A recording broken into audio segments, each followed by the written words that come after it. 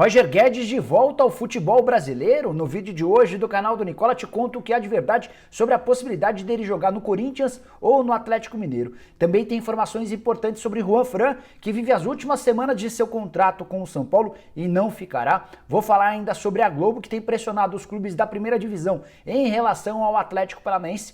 Tudo sobre a derrota do Vasco da Gama pro Curitiba, tropeço também do Cruzeiro, que não tem mais chances matemáticas de voltar à primeira divisão e até por isso foi zoado por americanos e atleticanos. E para completar, vou te explicar sobre a baita confusão que o ex-padrasto do Neymar se envolveu.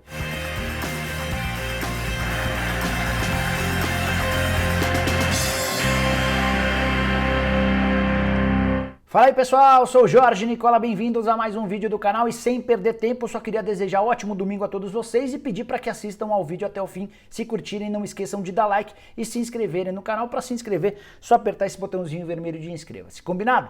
Bora começar o vídeo falando sobre o Cruzeiro, que perdeu nesse sábado para o Juventude em Caxias do Sul, derrota por 1-0 que tirou matematicamente as chances de o Cruzeiro voltar à primeira divisão. Era algo meio óbvio por conta dos últimos tropeços da Raposa, mas a derrota por 1-0 nesse sábado acabou por sepultar qualquer possibilidade de classificação e foi o suficiente para que vários torcedores rivais de Atlético e América tirassem sarro. Até as contas oficiais desses dois clubes entraram na brincadeira. A conta do Atlético Mineiro, por exemplo, no Twitter escreveu, abre aspas, time grande sobe, fecha aspas. Já o América alfinetou escrevendo, abre aspas, fico triste com uma notícia dessas, fecha aspas, e tinha uma imagem de um coelho, o mascote do América, bastante contente, de forma irônica para dizer que não estava nem um pouco triste com a permanência do Cruzeiro. Vale a lembrança de que o América já subiu para a primeira divisão, era outro time que jogava a Série B, e que o Atlético Mineiro, quando caiu, subiu logo de cara. É importante contar também que o Cruzeiro é o primeiro grande time na era dos pontos corridos do Campeonato Brasileiro que não consegue o acesso no primeiro ano de disputa. Uma série de problemas do Cruzeiro marcaram a temporada de 2020/2021, atrasos salariais, penhoras, bloqueios na justiça, todos os problemas que você possa imaginar. O Cruzeiro que tem uma dívida próxima de R$1 bilhão e que vai se complicar ainda mais para a próxima temporada, essa temporada de 2021, exatamente por não voltar à primeira divisão. Só para completar, quero te contar que o Cruzeiro é hoje o 14º colocado, tem apenas 44 pontos, 11 a menos do que o Juventude, que seria o 4º colocado se o campeonato terminasse hoje. A distância do Cruzeiro está muito menor para o Z4 do que para o G4. Te contei a diferença de 11 pontos em relação ao Juventude, já em relação ao Vitória, que é o primeiro time que cairia hoje, diferença de apenas 6 pontos, com o detalhe de que o Vitória ainda joga nessa rodada. Bora falar agora sobre outro grande que tropeçou no sábado. O Vasco perdeu em casa para o Curitiba, resultado horroroso. Primeira grande decepção do Vasco sob o comando de Vanderlei Luxemburgo. Curitiba entrou em campo como lanterna do Campeonato Brasileiro e venceu por 1-0 com gol de Hugo Moura, jogador que pertence ao Flamengo e está emprestado ao Coxa. É bem verdade que a expulsão do Henrique foi o divisor de águas desse jogo. A partir do momento em que teve um homem a menos, o Vasco incomodou muito pouco o Coxa, que sob o comando do Gustavo Morínigo, que é um técnico paraguaio recém-contratado, o Coxa melhorou. Empatou na estreia dele com o Atlético Paranaense e agora a vitória fora de casa por 1-0 contra o Vasco da Gama. O Coxa já nem é mais o último colocado. Com esses 3 pontos pulou para o 19º lugar, deixando o Botafogo na lanterna. O Curitiba tem 25 pontos e o Botafogo tem 23. O Botafogo joga nessa rodada contra o Santos na Vila Belmiro. Ainda assim, o Curitiba em situação muito ruim. São 8 pontos de diferença para o primeiro time fora da zona do rebaixamento. Já o Vasco da Gama se manteve em 15º lugar, 32 pontos ganhos, mas pode ser ultrapassado nessa rodada pelo Fortaleza e ver o Bahia, que é o primeiro time na zona do rebaixamento, se igualar em pontos ao Vasco da Gama. O Bahia também ultrapassaria o Vasco se ficasse com os mesmos 32 pontos pelo número de vitórias. O Vasco tem poucas vitórias e esse pode ser um grande problema para essa reta final de Campeonato Brasileiro. Só para arrematar de vez sobre o assunto Vasco, quero te falar que a segunda derrota do Vanderlei Luxemburgo para o Curitiba.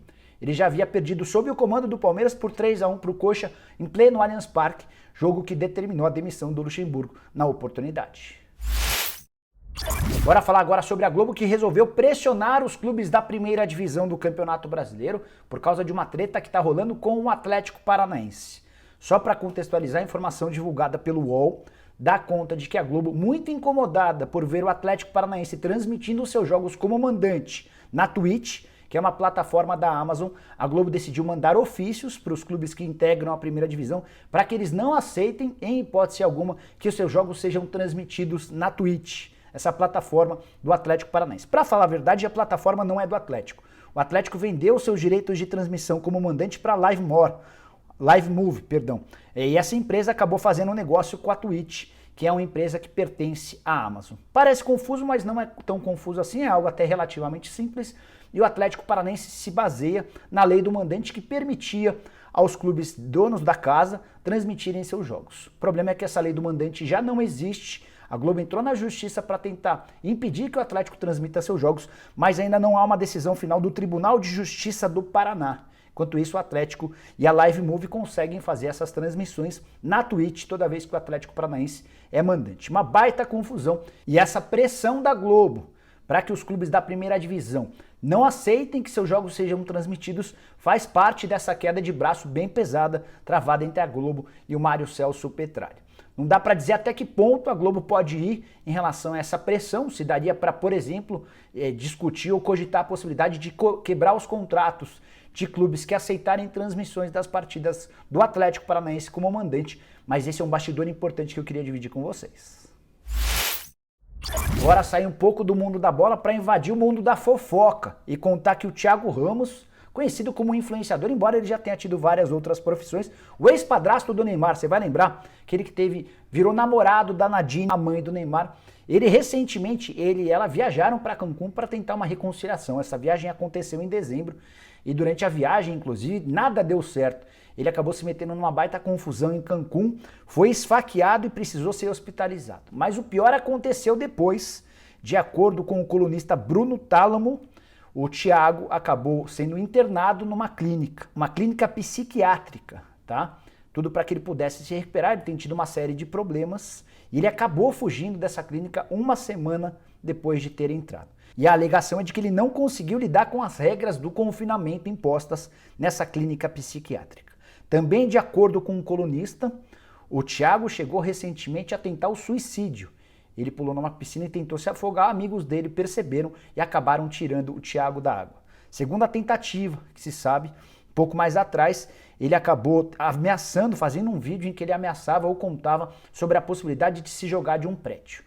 O mais curioso ou mais maluco dessa história toda é a mãe do Neymar se meter com um menino de 22 anos de idade repleto de problemas. Até mandei uma mensagem para o Thiago via Instagram para perguntar se ele queria falar a respeito dessas informações divulgadas pelo Bruno Tálamo. O Thiago acabou não respondendo. Queria a sua opinião.